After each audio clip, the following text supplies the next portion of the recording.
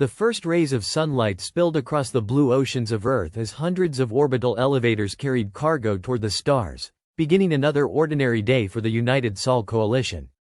From orbit, the planet looked peaceful, wrapped in swirling white clouds and surrounded by dozens of bustling shipyards where civilian freighters, research vessels, and rescue ships moved in carefully coordinated patterns. To outsiders, humanity appeared almost disappointingly ordinary. There were no intimidating battle fleets patrolling every border, no military parades celebrating conquest, and no speeches boasting about human superiority. Visitors often joked that humans had joined the Galactic Concord to build hospitals instead of empires. Few realized that humanity preferred it that way. Nearly 80 years had passed since Earth's admission into the Galactic Concord, an alliance formed after centuries of conflict between dozens of intelligent species.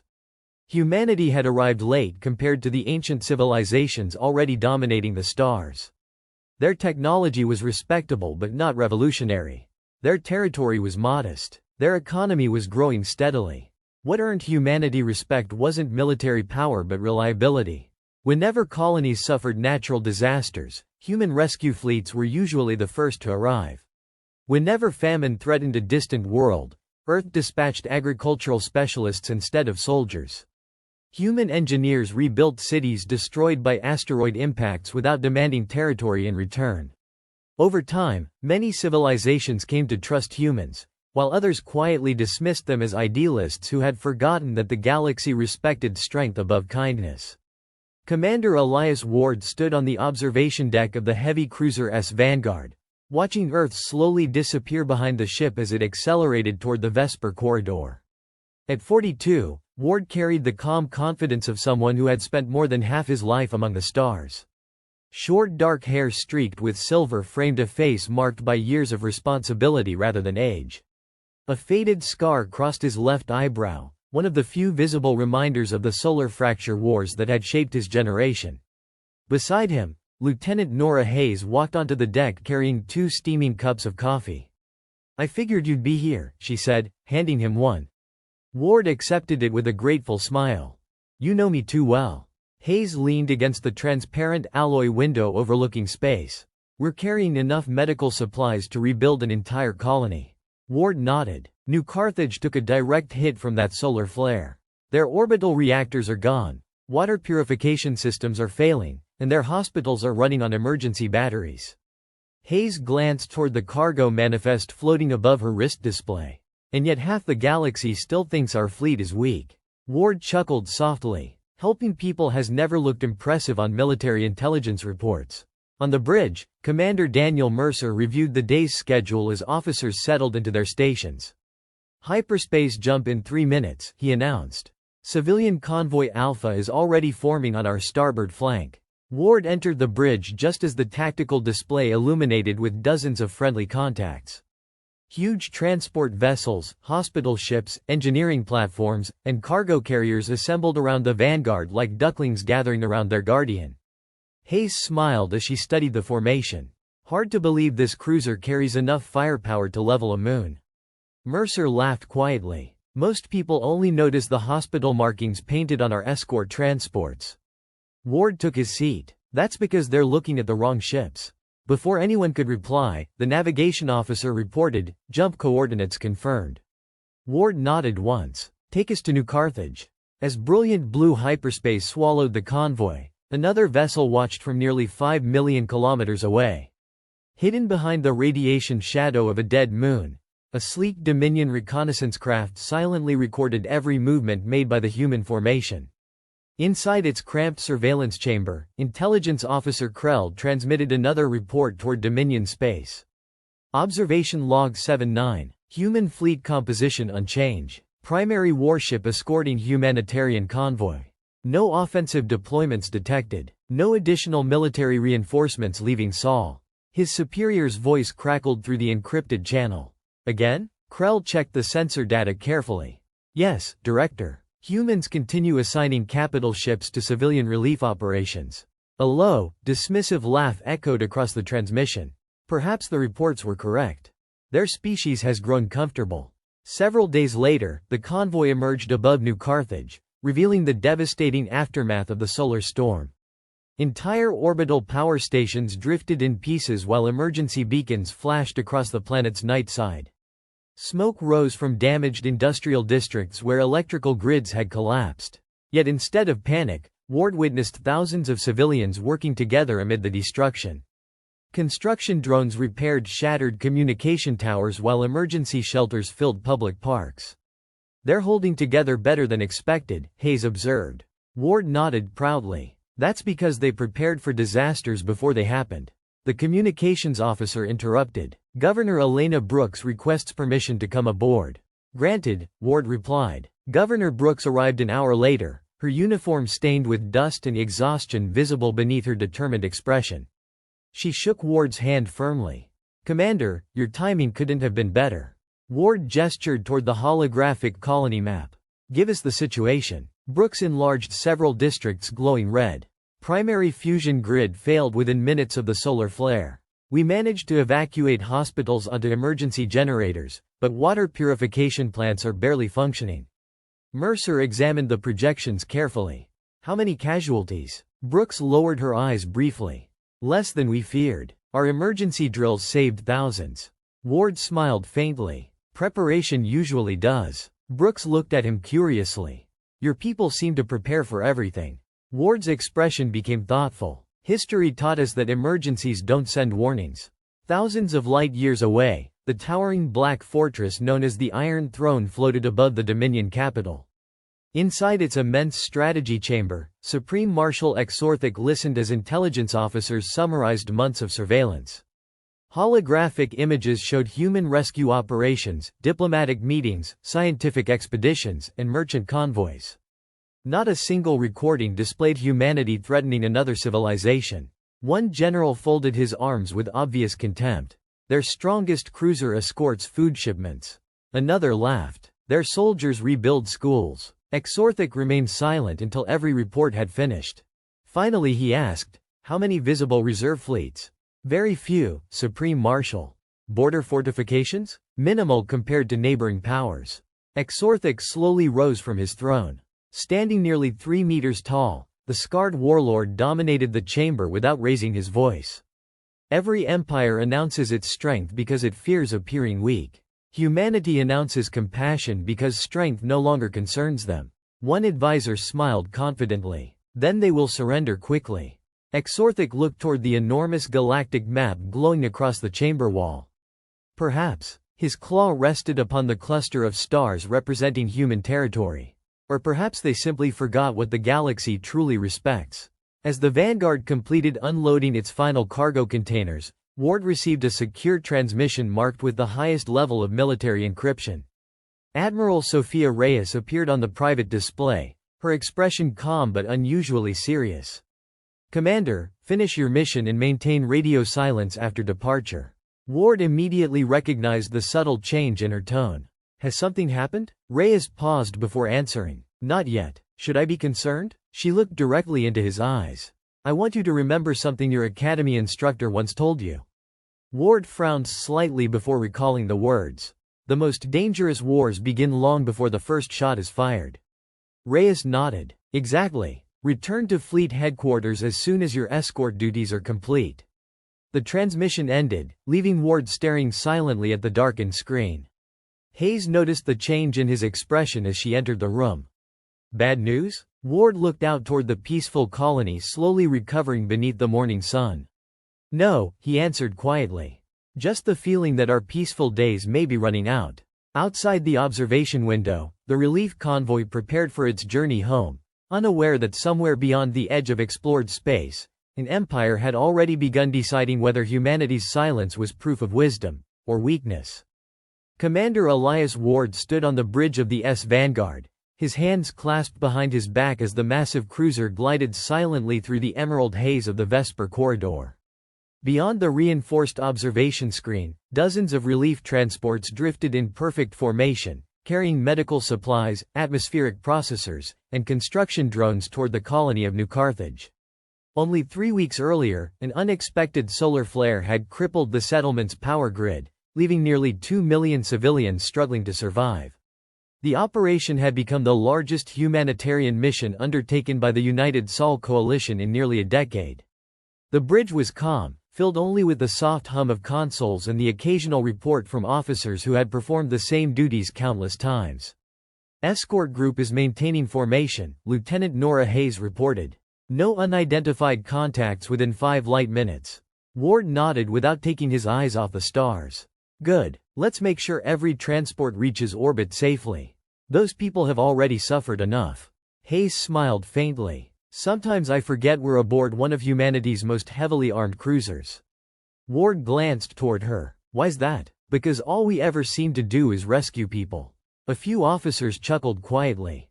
Ward's expression softened. That's exactly why ships like Vanguard exist. Far across the galaxy, aboard the Obsidian Command Fortress known as the Iron Throne, Supreme Marshal Exorthic observed the same convoy through holographic surveillance gathered by Dominion intelligence vessels hidden beyond sensor range. The enormous reptilian warlord towered over his officers, his scarred bronze scales reflecting the crimson light of the tactical chamber. One intelligence officer bowed respectfully before activating another report. The human flagship has entered the colony's orbit, Supreme Marshal. Military cargo? Exorthic asked. Negative. Medical equipment, food synthesizers, agricultural machinery, emergency shelters, and engineering personnel. Another officer spoke with open contempt. Again, they waste valuable fleet resources delivering aid instead of projecting strength. Low laughter spread throughout the chamber. Exorthic allowed himself a thin smile. Every report tells the same story. Humans build hospitals where others build fortresses. They send engineers where warriors should march. They negotiate where empires conquer. He turned toward the enormous galactic map. Tell me, how many military parades have they held in the last 20 cycles?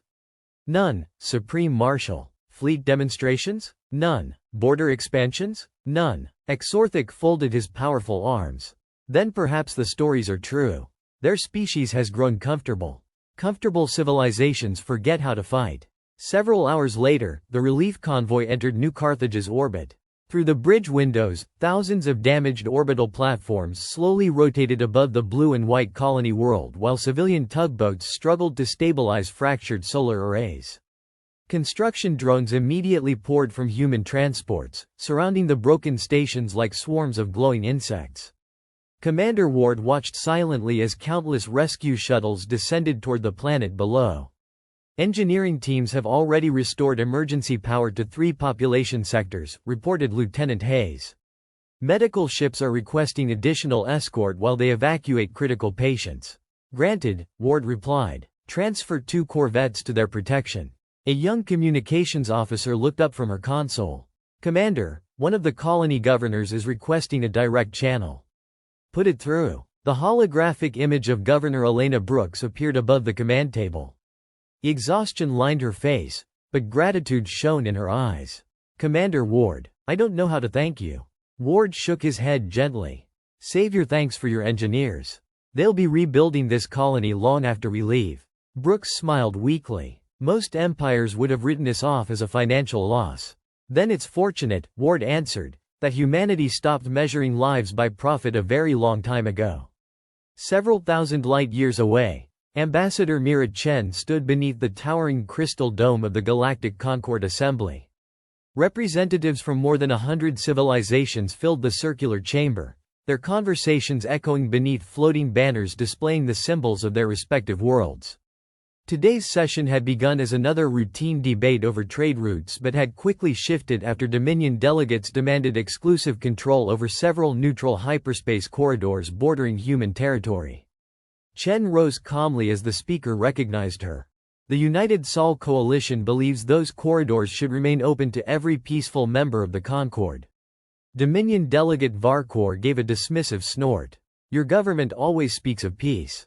Because peace benefits everyone. No, Varkor replied coldly. Peace benefits the weak. Strength benefits the strong. Murmurs spread throughout the chamber. Chen refused to match his hostility. History suggests otherwise. Every empire built solely through conquest eventually collapses beneath its own weight. Varkor's eyes narrowed. History also remembers which civilizations possessed the courage to seize opportunity. Chen answered with complete composure. History remembers far more than victories. It remembers the price paid for them. Hidden beneath the polished floors of Luna Prime, far from every diplomatic chamber and civilian news network, another meeting unfolded in absolute secrecy. Admiral Sophia Reyes entered a reinforced command vault where enormous holographic displays illuminated the faces of senior fleet commanders. Commander Ward appeared through secure transmission from the Vanguard. Without ceremony, Reyes activated a classified tactical map showing hundreds of construction sites scattered throughout remote asteroid belts and uninhabited star systems. Status report, she ordered.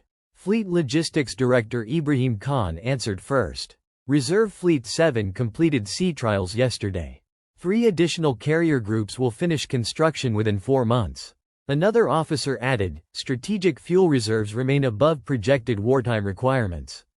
Underground manufacturing complexes continue operating at full efficiency.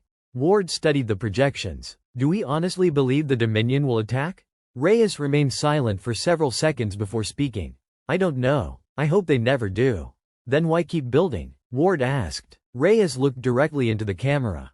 Because hope is not a defense strategy, Commander. Our grandparents learned that during the solar fracture wars. We prepare precisely so these fleets never have to fight.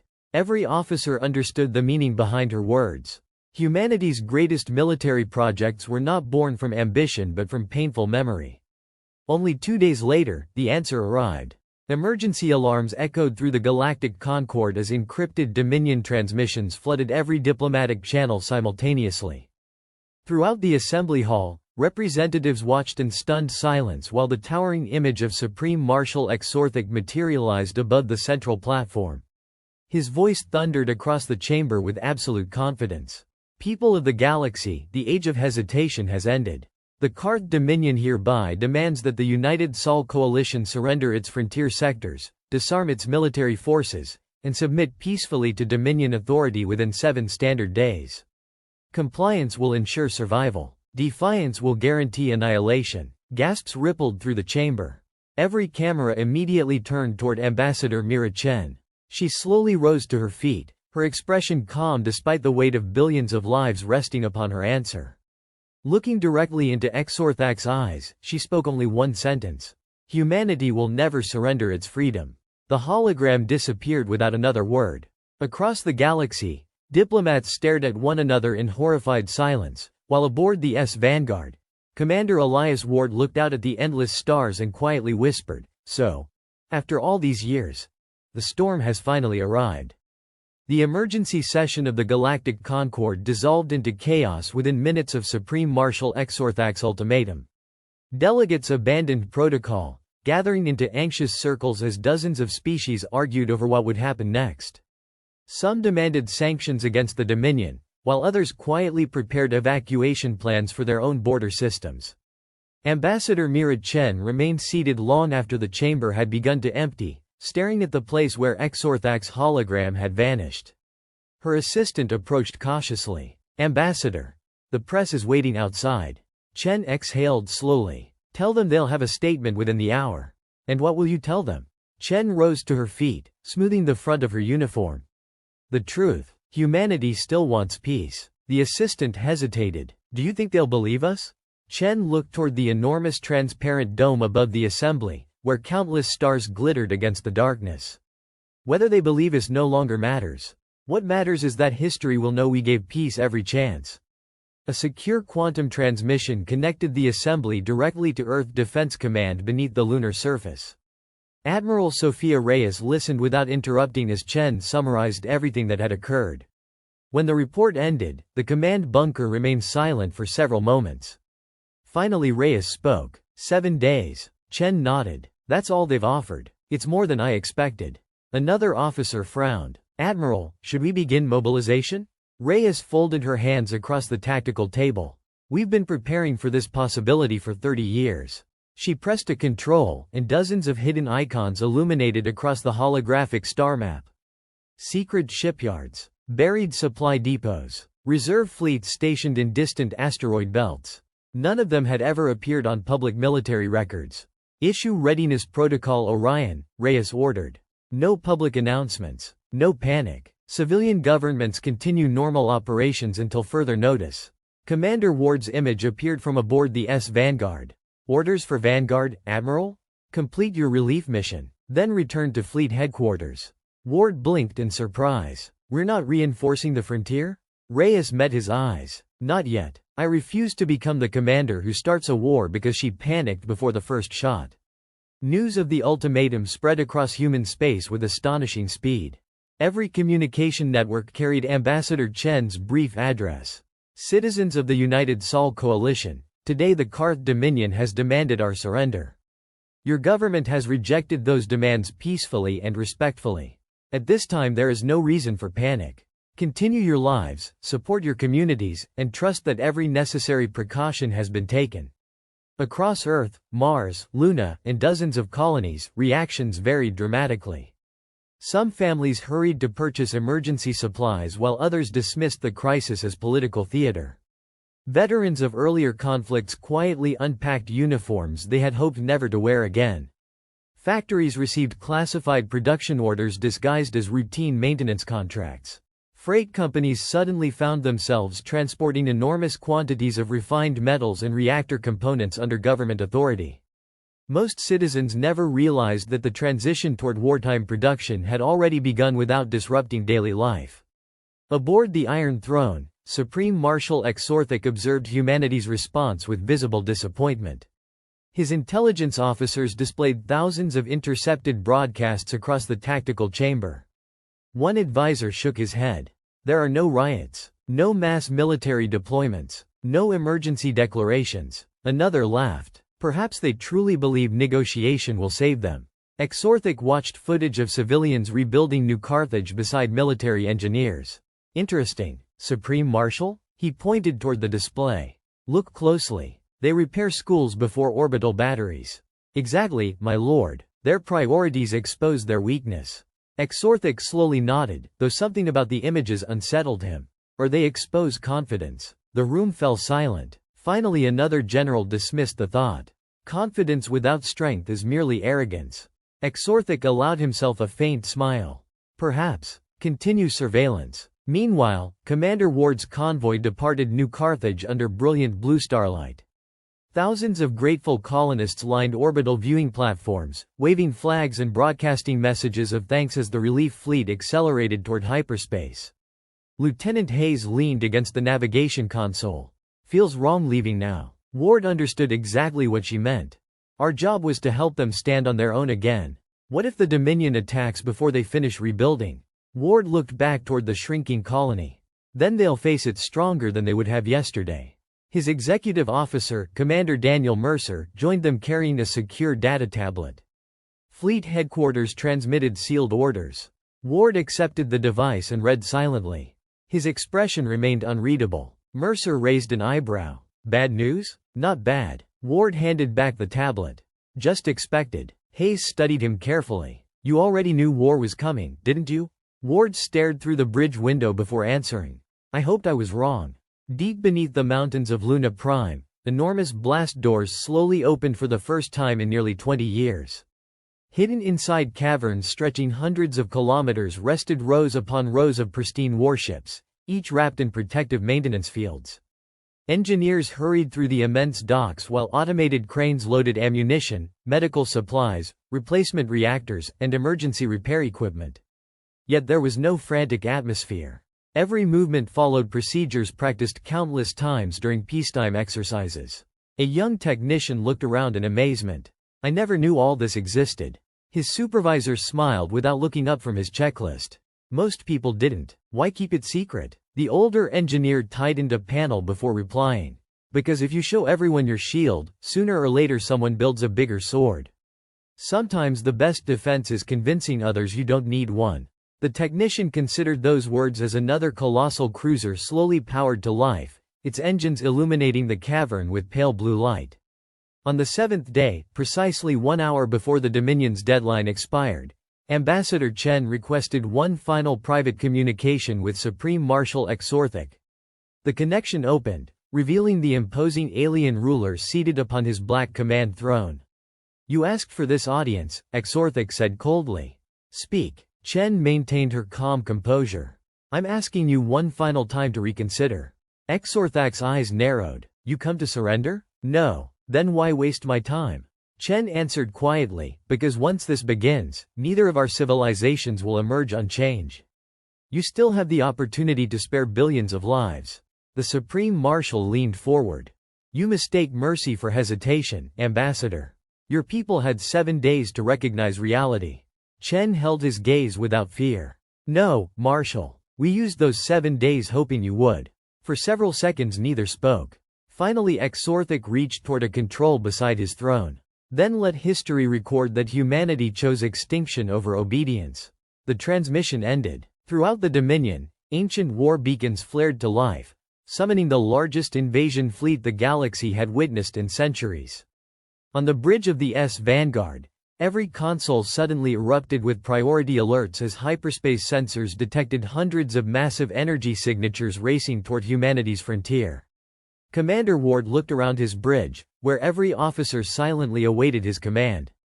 He drew a slow breath before speaking the words none of them had wanted to hear.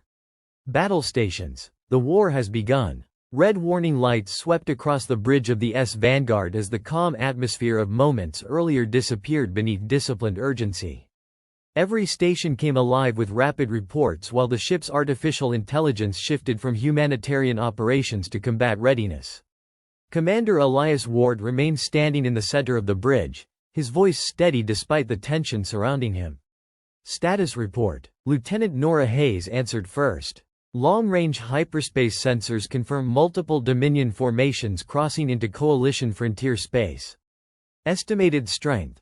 1,400 capital ships supported by approximately 6,000 escorts. Several officers exchanged uneasy glances. Commander Daniel Mercer frowned at the tactical display. That's not an invasion force. That's an occupation force. Ward nodded slowly. Exactly what they intended. The communications officer looked up from her console. Fleet Command has issued Condition Black. Every active military vessel is ordered to designated defensive sectors. Ward looked around at his crew. You all trained for this day. Let's prove that training wasn't wasted. Set course for the Sirius frontier at maximum jump capability. Across dozens of human colonies, emergency sirens echoed through cities for the first time in nearly half a century. Civil defense systems activated automatically as orbital traffic controllers guided thousands of civilian ships toward secure evacuation corridors. Unlike the panic the Dominion had expected, the process unfolded with remarkable order. Schools calmly escorted children into underground shelters that doubled as community centers.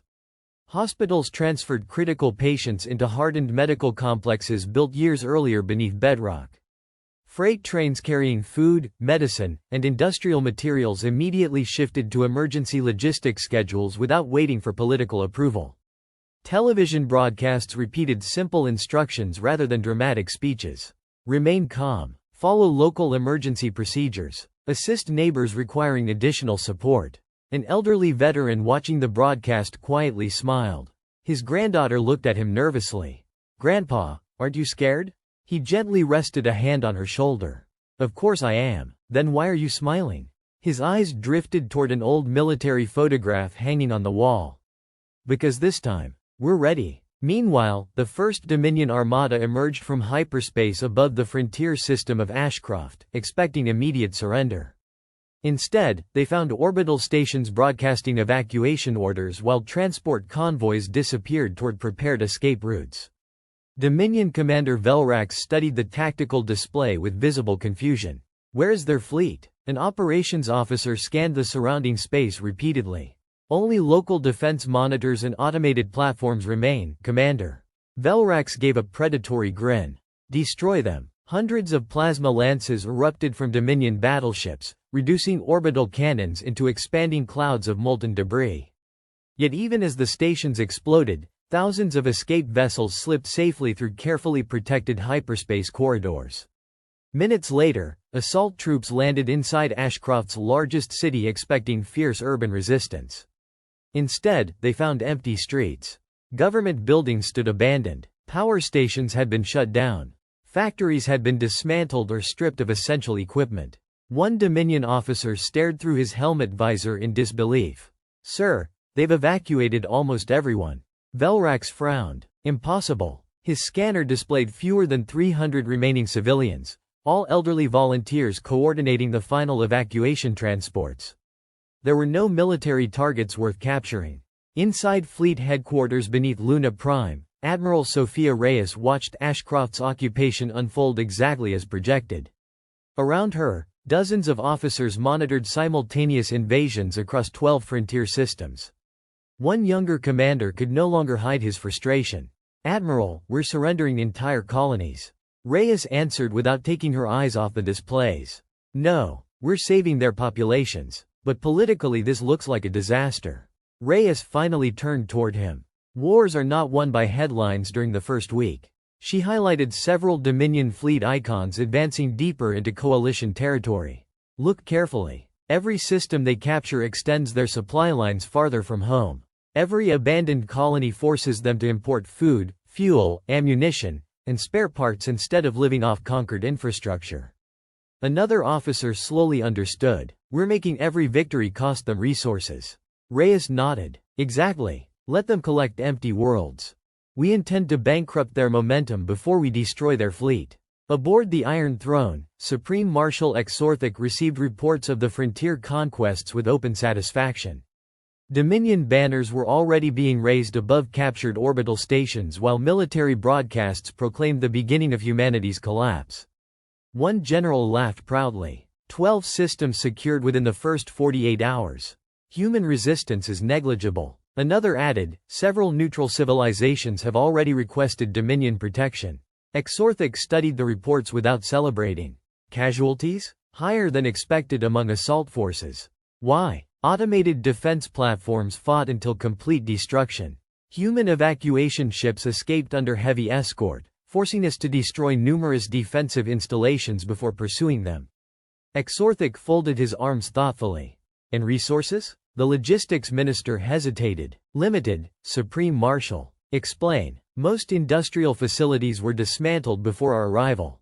Fuel reserves were emptied. Data archives erased. Food production suspended." Silence settled over the command chamber.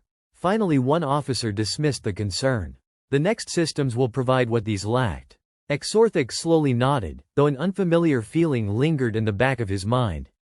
Something about humanity's withdrawals felt too deliberate. The S-Vanguard arrived at Forward Defense Bastion Orion 3 hours later, where nearly 60 Coalition warships assembled around a heavily fortified orbital platform. Commander Ward immediately entered the strategic briefing room alongside captains from across the sector. Admiral Victor Hassan stood before an enormous holographic map displaying enemy movements. "Ladies and gentlemen, our mission is not to hold every border." A captain interrupted in disbelief. "Sir, we've already abandoned 12 systems." Hassan looked directly at him. "Yes, because dead crews cannot defend Earth." He pointed toward the advancing Dominion fleets. "Our orders are simple. Protect evacuation corridors. Preserve experienced personnel. Inflict maximum delay. Avoid decisive engagements unless success is probable." Ward studied the map carefully. "So we're buying time." Hassan gave a faint smile. "Commander, time is the one resource our enemy cannot manufacture." Several veteran captains quietly nodded. They understood exactly what that meant. As the meeting concluded, Ward stepped onto the observation deck overlooking hundreds of docked warships preparing for combat. Lieutenant Hayes joined him, watching maintenance drones swarm across the hulls like glowing insects. "Feels strange," she admitted softly. "We've spent years learning how to fight, and our first orders are to retreat." Ward leaned against the transparent alloy window. "Retreat isn't the same as surrender." Hayes looked at him curiously. "How do you stay so calm?" He remained silent for several seconds before answering. "When I was a rescue pilot during the Solar Fracture Wars, I watched commanders sacrifice entire fleets just to defend planets that were already lost. Millions died because nobody wanted to be remembered as the first person to fall back." He looked toward the stars beyond the station. "I promised myself that if another war ever came, I'd never confuse pride with courage." Hayes nodded quietly, understanding at last. Hours later, deep inside Dominion-controlled Ashcroft, Commander Velrax received another troubling report. His logistics officer approached with obvious concern. "Commander, we've completed a full inventory." "And?" The humans removed nearly everything of military value before leaving. Even their fusion reactors were disabled beyond immediate repair. Velrax growled, "What about food? Enough for approximately 8 days, for our current occupation force. Fuel? Almost none. Industrial machinery? Destroyed or evacuated." The officer hesitated before adding, "Sir, we've conquered a functioning civilization, yet somehow inherited an empty shell." Velrax looked across the silent city stretching beneath the occupation headquarters. Streets remained spotless. Homes were intact. Parks were untouched. It looked less like a defeated world and more like a town whose people had simply locked their doors and walked away. For the first time since the invasion began, a quiet realization crept into his thoughts. Humanity had not fled in panic. They had left according to a plan prepared long before the Dominion had declared war. The first week of the war ended with headlines across the galaxy declaring an overwhelming Dominion victory. Neutral news networks displayed holographic maps filled with red, showing system after system falling under Dominion control. Commentators confidently predicted that Earth would sue for peace within a month. Even among humanity's allies, doubt quietly spread. "They've already lost 14 frontier systems," one alien analyst remarked during a live broadcast. "No civilization has ever recovered from an opening campaign like this." Another nodded in agreement. "The Dominion has broken stronger empires than the United Sol Coalition." Millions watched those reports without realizing that every map measured territory instead of capability. Humanity had lost worlds, but it had preserved something far more valuable: its people, its fleet, and its industrial backbone. Inside fleet headquarters, Admiral Sophia Reyes gathered senior commanders around a massive tactical projection. Red icons marked Dominion occupation zones, while countless blue symbols represented evacuation convoys moving deeper into coalition territory. Commander Elias Ward stood among the officers, carefully studying the changing front lines. Admiral Reyes looked around the room before speaking. "The galaxy believes we're losing." One captain replied bitterly, "From where they're standing, they aren't wrong." Reyes calmly zoomed the map inward until dozens of hidden supply routes appeared. "They're looking at the wrong map." Murmurs spread through the room. She highlighted Dominion fleets stretched across multiple sectors. Every occupied system requires garrisons, patrol ships, engineers, logistics personnel, food shipments, replacement parts, medical facilities, and fuel convoys. Their front line grows longer every day. Commander Ward slowly smiled. "While ours becomes shorter." Reyes nodded. "Exactly. They're extending themselves. We're concentrating ourselves." Several light years away, Commander Velrax faced growing frustration inside the occupation headquarters on Ashcroft. Another logistics meeting had produced little good news. His supply minister activated a series of grim projections. "Commander, our transport fleet is already operating beyond planned capacity." Velrax narrowed his eyes. "Why? Every captured colony is dependent on imported supplies. Human infrastructure was deliberately disabled before evacuation." Another officer added, "Repair teams estimate months before local industries become operational." Velrax slammed a heavy fist onto the command table. "Then assign more engineers." The logistics officer hesitated. "We no longer have enough. Additional engineers are still repairing orbital stations damaged during the invasions." Before Velrax could answer, another transmission arrived. "Commander, Convoy Delta 7 has failed to report." "Mechanical failure?" "Unknown, sir. Long-range sensors detected weapons fire shortly before communications ceased." Velrax stared silently at the display. "Find them." The answer came several hours later in the darkness between stars. Hidden within the shattered remains of an ancient asteroid field, 6 human stealth corvettes drifted without reactor emissions, appearing to enemy sensors as ordinary fragments of rock. Commander Ward stood aboard the Vanguard nearly 3 million kilometers away, monitoring the operation through encrypted drone feeds. Lieutenant Hayes glanced toward him. "The convoy is entering the kill zone." Ward folded his arms. "Remember the objective." Hayes nodded. "Destroy fuel. Ignore everything else." Seconds later, the asteroid field erupted with brilliant flashes of blue light. Human corvettes accelerated from concealment, firing concentrated railgun salvos directly into Dominion tanker ships. Massive explosions tore through the convoy as volatile antimatter fuel ignited one vessel after another. Escort destroyers desperately returned fire, but the attackers never slowed. After less than 90 seconds, the human ships disappeared back into the asteroid belt before the Dominion could organize pursuit. Hayes watched the final explosion bloom across the tactical display. Mission accomplished. Ward remained expressionless. How many enemy warships destroyed? Only 3 escorts. Fuel tankers? 12. Ward quietly nodded. Then today we delayed an entire invasion fleet. Back aboard the Iron Throne, Supreme Marshal Exorthic received casualty reports that no longer matched the triumphant speeches filling Dominion media channels.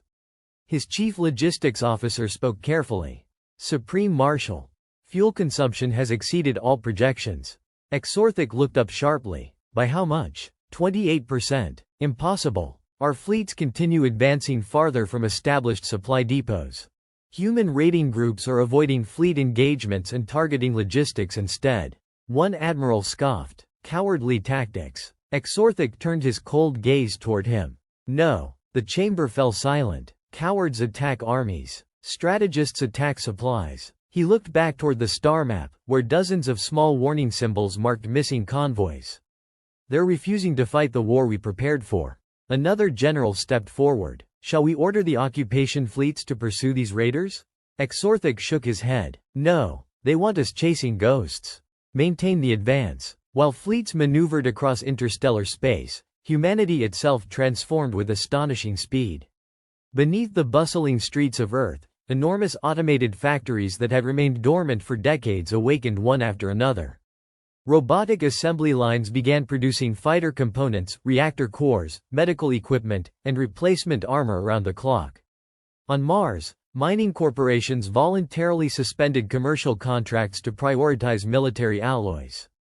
Universities converted engineering laboratories into research centers for rapid battlefield repairs. Ordinary citizens volunteered in numbers few officials had anticipated. Retired mechanics returned to shipyards. Teachers supervised emergency education centers so parents could join defense industries. Farmers coordinated directly with military logistics commands to guarantee uninterrupted food production. During one inspection tour, Admiral Reyes watched hundreds of civilians loading supplies into transport vessels. A young worker noticed her standing nearby. "Admiral?" She smiled politely. "Yes?" The young woman wiped grease from her hands. "Please tell Commander Ward and the fleet." She paused briefly before continuing. "Tell them not to worry about what's happening back here. We'll keep building whatever they need." Reyes smiled warmly. "I'll make sure he hears those exact words." A few days later, the Vanguard received new intelligence while escorting another evacuation convoy. Lieutenant Hayes projected fresh reconnaissance images above the bridge. Dominion Fleet Group 9 has split into 3 separate formations. Commander Mercer looked surprised. They're spreading themselves even thinner. Ward studied the routes carefully. Not by choice. Hayes enlarged another section of the map. Their fuel convoys can't keep pace with the advance. Several task forces have halted while awaiting resupply. Mercer finally understood. They're slowing down. Ward nodded. Not because we're stronger. He pointed toward the highlighted supply routes. Because physics doesn't care how many warships you own. Every ship consumes fuel. Every crew needs food. Every weapon fired must eventually be replaced. Hayes smiled. Seems history still has a few lessons left. Ward looked toward the stars outside the bridge. History always has lessons. The question is whether anyone survives long enough to learn them.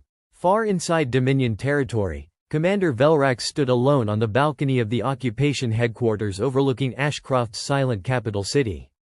The streets remained empty except for patrol vehicles and maintenance drones. The victory he had imagined felt strangely hollow. His communications officer approached cautiously. "Commander." Another civilian convoy escaped before our blockade closed.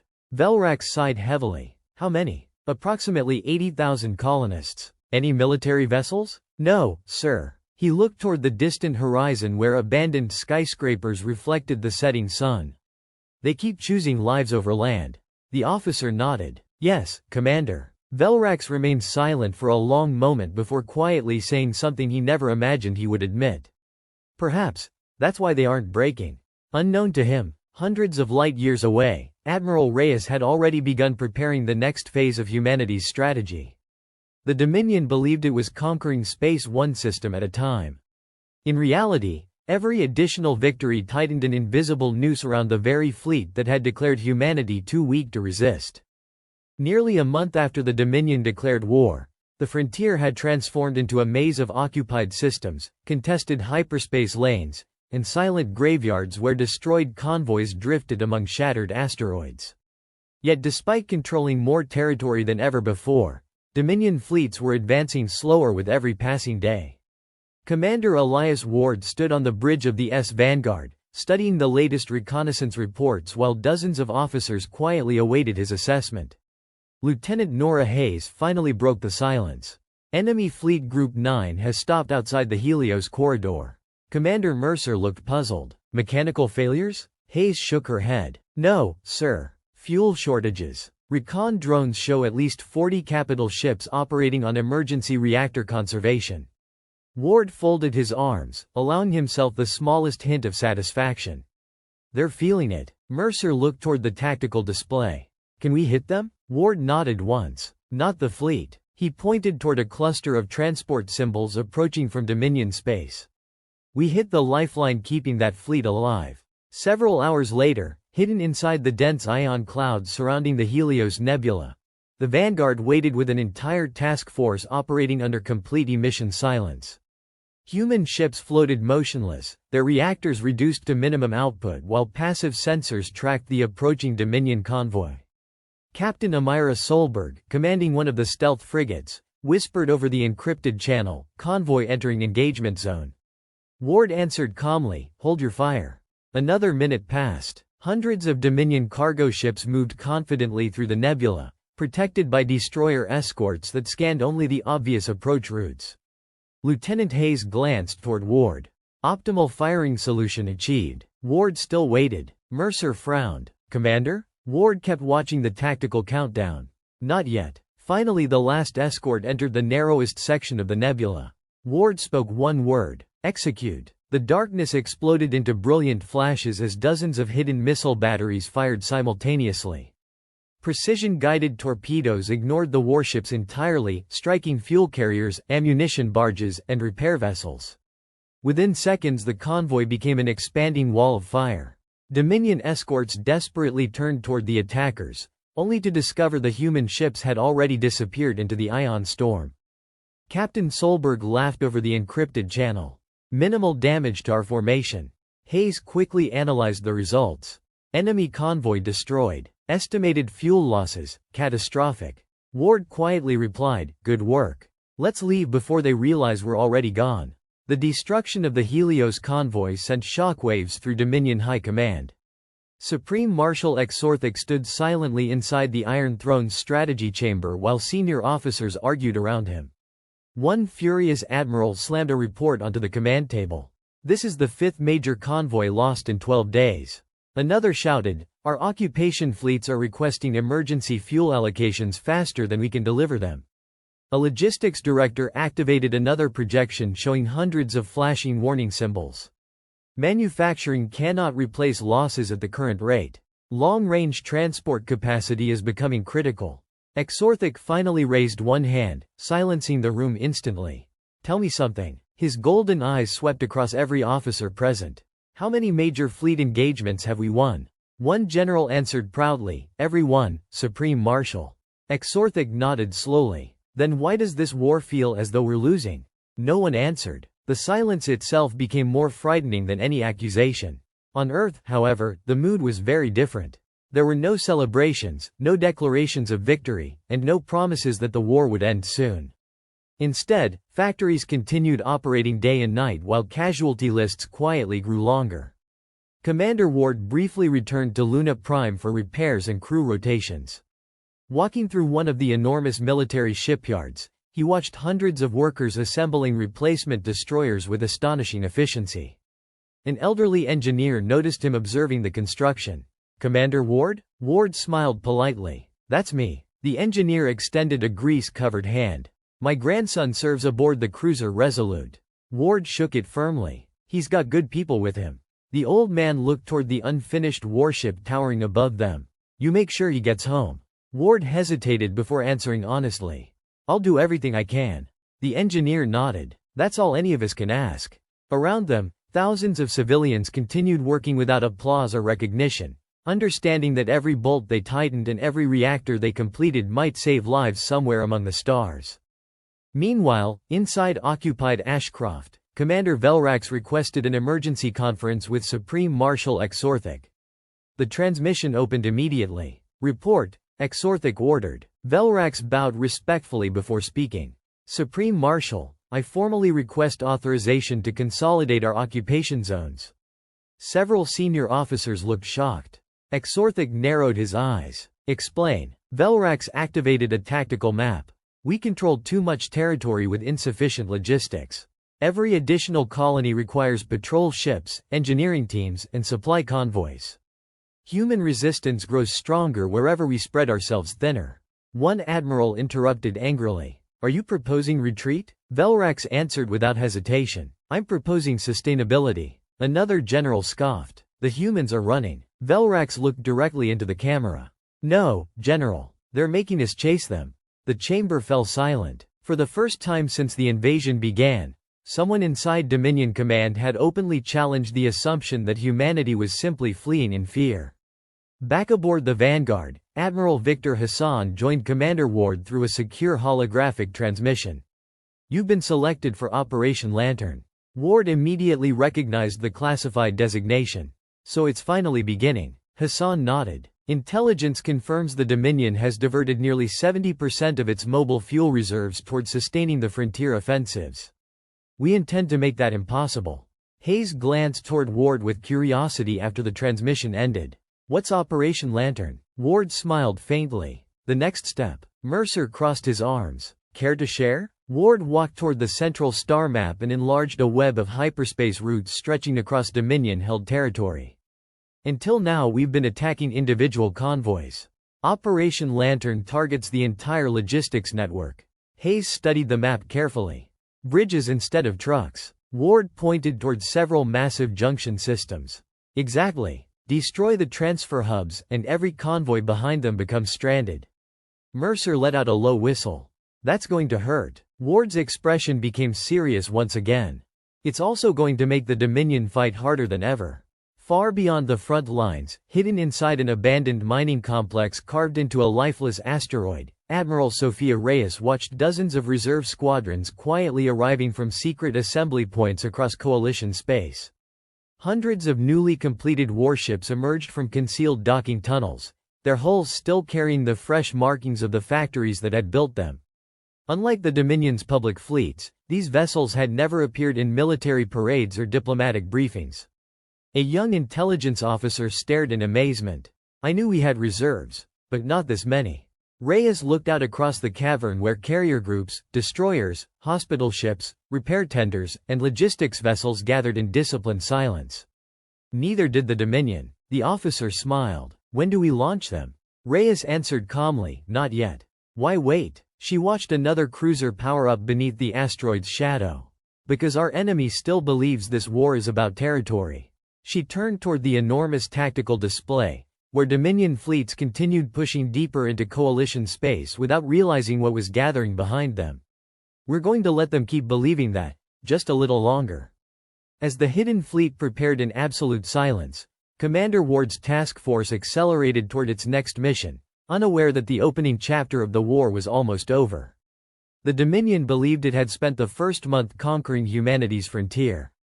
In reality, humanity had spent that same month quietly reshaping the battlefield into one where patience, preparation, and endurance would matter far more than the size of any invasion fleet.